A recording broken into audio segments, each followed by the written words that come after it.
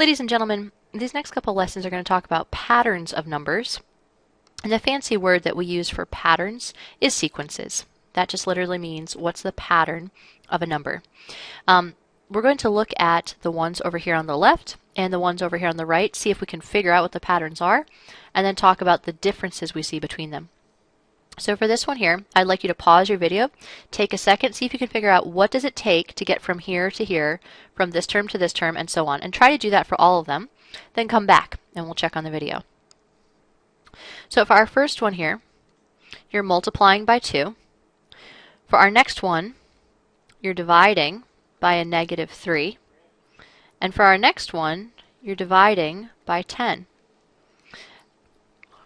On the right-hand side, you're actually adding 3, adding 2, and then subtracting 3. And the reason I use different colors for these is that the ones on this side, anytime that you're adding or subtracting terms, we say that you are working with an arithmetic sequence. And any times that you are multiplying or dividing terms, we say that you are working with a geometric sequence. We're going to study both in our time, but today we're just going to focus on the arithmetic one. The difference between two terms is constant. So from 3 to 5 is 2, from 5 to 7 is 2, from 7 to 9 is 2, etc. It doesn't change. We want to talk about how can we come up with a formula for finding any term in a sequence. So when you have a sequence, the number in the first position we call a sub 1. The number in the second position we call a sub 2, then a sub 3, then a sub 4, etc., etc., etc., all the way up until the a sub nth term. And we want a formula to help us figure out what is that a sub nth term. Obviously we could count, we could do all the numbers to get to it, but what if we had a formula that could get us right there right away? So we're going to look at this pattern we see over here. The first starting term, a sub 1, is -12, and then these are the other terms over here. So what do you do to get from the a sub 1 term to any of these other terms? Well, we go from -12. So notice that we've done is we're going to take -12, and to that number we've added 5. When we come to the next number, still, again, think about -12. What did we have to do to -12 to get -2? We added 10, which is 2 5s. To get our next term, we took -12 and added 15, which is 3 5s. And you can probably see the pattern coming down here. For our next one, we'll add 4 5s. So, -12, add a 5, add another 5, add another 5, add another 5, keep going. That's our arithmetic pattern. To talk about this with variables, notice that you will always have your first term in the front. You will always have a sub 1.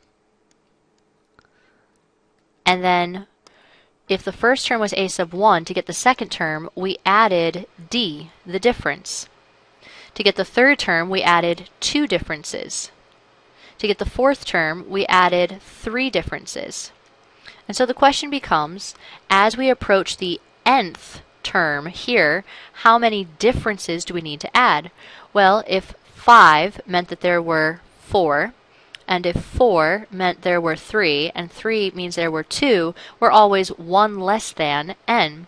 So we say 1 less than n with n minus 1. There will be n minus 1 d's. And this is the formula that we're looking for. So let's go ahead and put this again in our box down here. A sub n for any, get it? Haha, any, oh well. For any term in the sequence, you can find it using this. Take your first term, a sub 1, use n minus 1 differences to jump ahead. So you need to know your d, and you need to know your a sub 1, and then tell me what term you would like to go to in the sequence. We're going to practice this a little bit. So for these ones, first of all, you're going to find a sub 3 and then a sub n. Now notice that a sub 3, that's just a value or a number. But a sub n is actually a formula.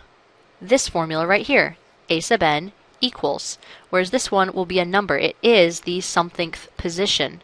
It is some actual value in the sequence. So with our formula here, a sub n equals first term, so this guy, negative 3, plus n minus 1 times the difference, negative 4. So this, ladies and gentlemen, is your a sub nth term. We can plug in any number and get that value in the sequence. To get our third one here, we'll plug in 3. So a sub 3 equals the starting term, which is negative 3, plus n minus 1 times d. So since we're looking for the third term, we plug in 3 for n. So a sub 3 equals negative 3 plus 2 times negative 4, which is negative 3 plus a negative 8. So a sub 3 equals negative 11. That's the value of the third term. This is the a sub n formula to get you anywhere in the pattern. Now that one was nice and easy because I gave you the two pieces. I gave you d and I gave you a sub 1. This time though, I'm going to give you the 15th term and the 16th term. So a sub 15 and a sub 17. We don't know what the starting term is all the way back here at the beginning. Maybe we could figure it out if we could figure out a pattern and we could figure out how to count and how to get there. What we know right now is that a sub 15 is worth 8 and a sub 17 is worth 2. So we need to figure out what would allow us to jump to the 16th and then to the 17th. What is that difference that's happening? So for us here, the difference is negative 3 both times. 8 minus 3 would be 5. 5 minus 3 would be 2. So we can say d equals negative 3. So that gives us part of our formula. Now we have to get back to a sub 1. We could actually count and go backwards and add 3 all the way back, or we could use our formula again. We know a sub n equals a sub 1 plus n minus 1 times d. Well, let's say that we already know what d is, which we do. It's negative 3. We know what term this is, so we could say, hey, I know the 15th term. The 15th term is 8, which means I could solve for the unknown, which is a sub 1. And that's exactly what we're going to do here. We're going to say that the 15th term is 8 equals a sub 1 plus 15 for the 15th term minus 1 times negative 3 for d. So 8 equals a sub 1 plus 14 times negative 3, which becomes 8. And when you solve all this out, you end up getting a sub 1 equals 50. So once you have a sub 1 and you have d, now we could figure out, okay, what is the formula a sub n and what is the third term? So I'm going to sneak some space from my next page because unfortunately I have run out of room on that page. So I'm going to say a sub n equals 50 plus or minus n minus 1 times negative 3. That is my a sub nth term. To get my a sub 3, I know that 50 is the first term. I know I go down by 3 both times. So 50 minus 3 is 47. Minus 3 again is 44.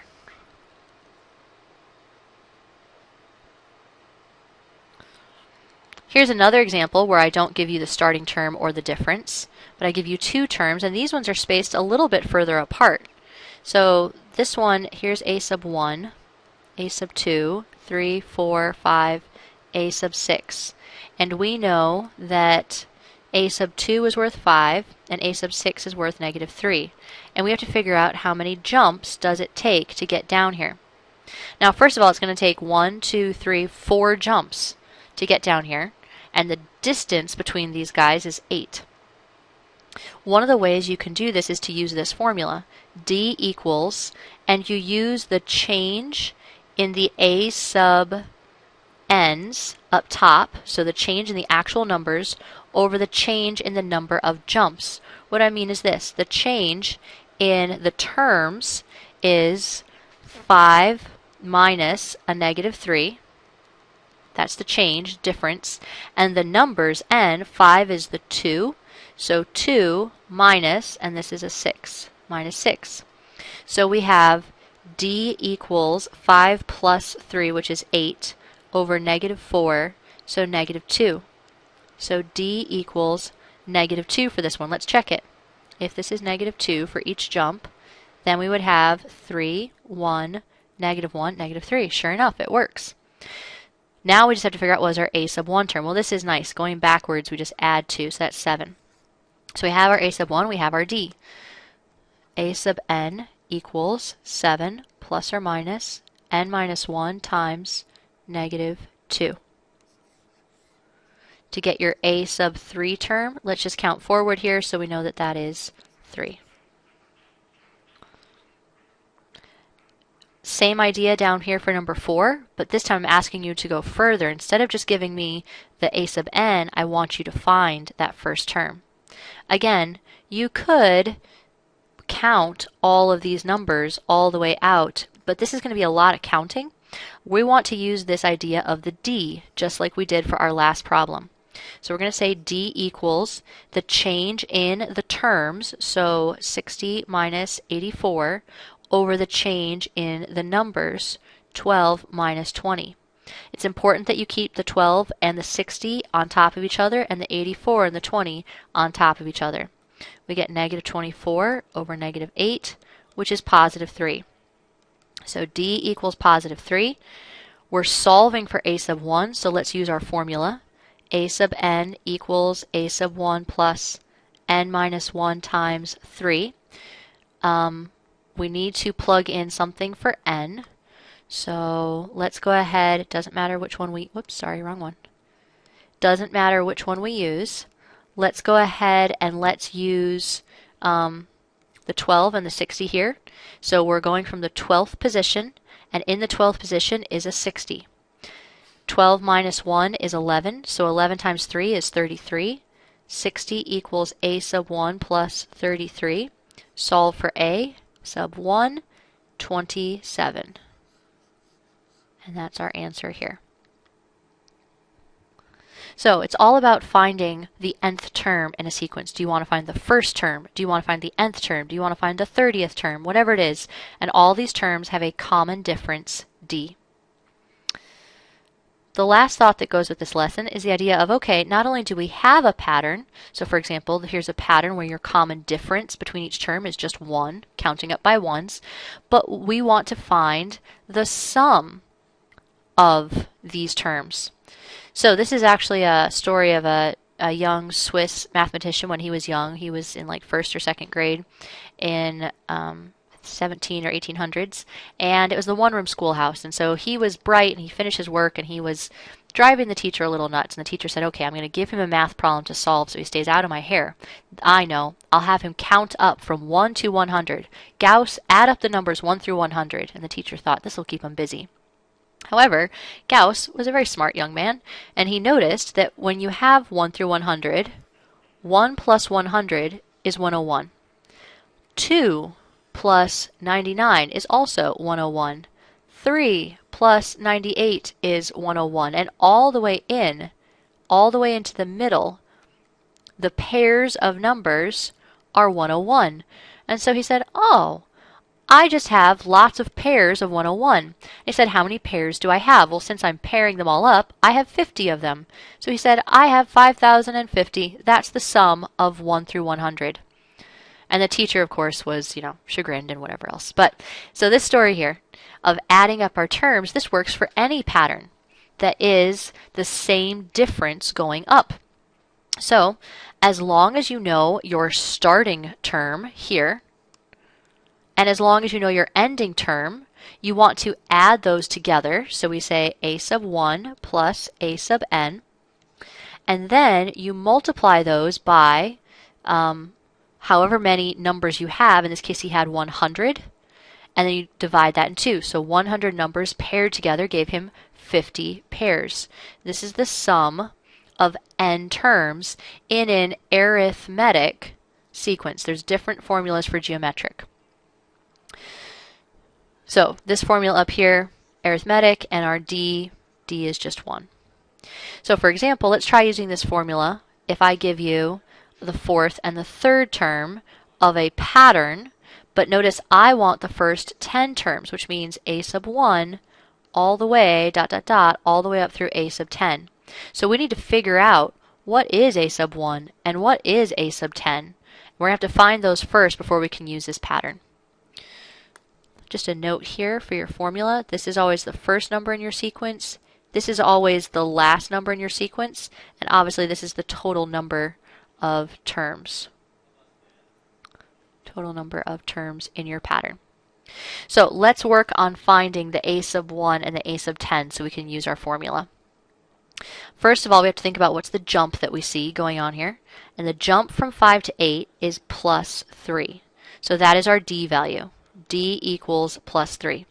If we count backwards to get over to a sub 1, this would be 2 and this would be negative 1. So a sub 1 is negative 1. And we have our D. And now we just need to figure out what's the a sub 10. Obviously, yes, we could count forward, or we could use our formula rather quickly here.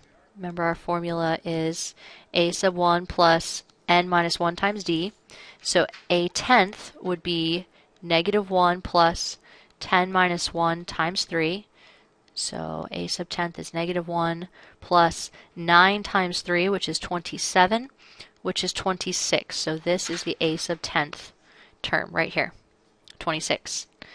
So to find the sum, we will take the first term, negative 1, plus the last term, 26. There's 10 terms divided by 2, because again, remember, we'll be pairing it. Negative 1 plus 26, negative 2 plus this, etc., etc. And there will only be 5 pairs. So we'll have 25 times 5, which is 125, is the sum of the first 10 terms in this particular sequence.